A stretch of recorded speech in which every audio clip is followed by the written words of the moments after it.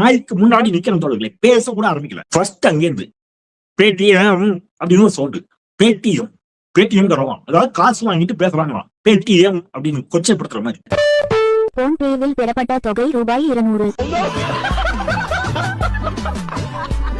நான் உங்களுக்கு இப்ப சொல்லும் போது உங்களுக்கு சிலருக்கு இதை கேட்கும் போது நகைச்சுவையா இருக்கும். நீங்க அந்த இடத்துல நின்று கற்பனை பண்ணி பாருங்க. சிரிப்பா வருதுடா. நான் இங்க மனசு வருத்தத்துல இருக்க, உனக்கு சிரிப்பு போடா அங்கிட்டு வந்துருச்சு அடிக்க போறேன் தப்பு தப்புன்னு.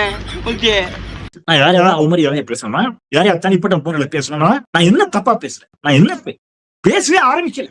ஏன்னா அழுகுற அழுதுக்கு இருக்க நீ அழுகாதா? என் இடத்துல கொஞ்சம் சிந்திச்சு பாருங்க, மனசாட்சியோட பேசுங்க. என்ன தப்பு பண்ணா கண்டா பேசுறது ஒரு தப்பா? எலவு வீட்டுல பொம்பளையா கூட இவ்வளவு அழுக மாட்டாளுங்க, ஆனா நீ இந்த ஆளே அழுகிறியடா. இந்த ஆளே அழுகிற நீ. மகாராஷ்டிராவில் தேர்தலை 6 மாதம் தள்ளி வைத்து நீங்கள் 2000 ரூபாய் தருவேன் என்று சொன்னீர்களே அப்படின்னு சொல்லி முடிக்கிறதுக்குள்ள கீழே இருந்து ஒரு கெட்ட வார்த்தையை உச்சரிச்சுட்டு தமிழ்நாட்டை பத்தி பேசுடா அப்படின்னு ஒருத்தங்க நல்லாதானே சொல்லிக்காரு. அப்புறம் இத வரவேறுங்க. மகாராஷ்டிரால இந்த மாதிரி பண்ணாங்க அப்படின்னு ஏதோ ஒரு கருத்து சொல்லும் போது கீழே இருக்கக்கூடியவர்கள் யாரோ ஒருத்தர் தமிழ்நாட்டுக்கு வாப்பா அப்படின்ற ஒரு கருத்து சொன்னதுக்கு உடனே அவர் கோவப்பட்டுட்டு மேல செந்தில்வேல் வந்து அந்த ஒளிவாங்கிலேயே ஒரு கெட்ட வார்த்தையை சொல்லிட்டு, அது என்ன கருணாநிதினு சொன்னானா ஸ்டாலின் சொன்னானான்னு தெரியல. அது என்ன ஆபாச வார்த்தையை என்ன கெட்ட வார்த்தையை பயன்படுத்தினான்னு தெரியல.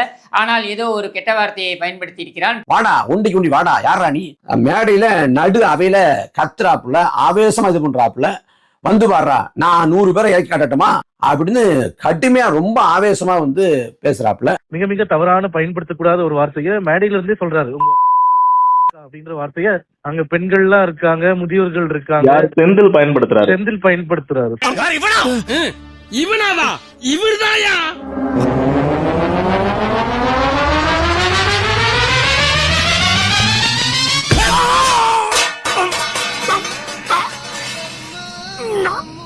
நான் மனுஷன் தானே, எனக்கும் கோபம் உணர்ச்சி எல்லாம் இருக்குமா இல்லையா? அச்சம் மடம் நானும் அப்புறம் என்ன பயிர்ப்பு இதெல்லாம் இருக்கத்தானே செய்யும். நம்மகிட்ட இல்லாம யாருக்கு? செந்தில் அவர் சுற்று வரும்போது திமுக அரசு போன வருடம் 2025 பொங்கலுக்கு 1000 ரூபாய் கொடுத்தாங்க அப்படின்ற ஒரு கருத்து சொன்னாரு. உடனே கீழே இருந்த எல்லாரும் ஸ்ட்ராங்கா அப்போஸ் பண்ணாங்க. ஏன்னா போன வருஷம் கொடுக்கவே இல்லை 1000 ரூபாய். ஏன்னா ஒரு மாதிரி பேசிட்டாங்க, அதனால அந்த அரங்கத்தை விட்டு வெளியில வந்துட்டேன். எனக்கு புரிஞ்சு போச்சு, இனி இவங்க என்னை பேசவே விட போறது இல்ல. அப்ப நான் இனி இந்த அவையில இருப்பது கண்ணிய குறைவுன்னு நான் பேச்சை நிப்பாட்டிட்டு அரங்கிற்கு நடுவுல அதுக்கு எல்லாருமே எதிர்ப்பு தெரிவிச்சாங்க. உள்ள திமுக ஆதரவாளர்கள் ஒரே ஒருத்தர் தான் இருந்தாரு.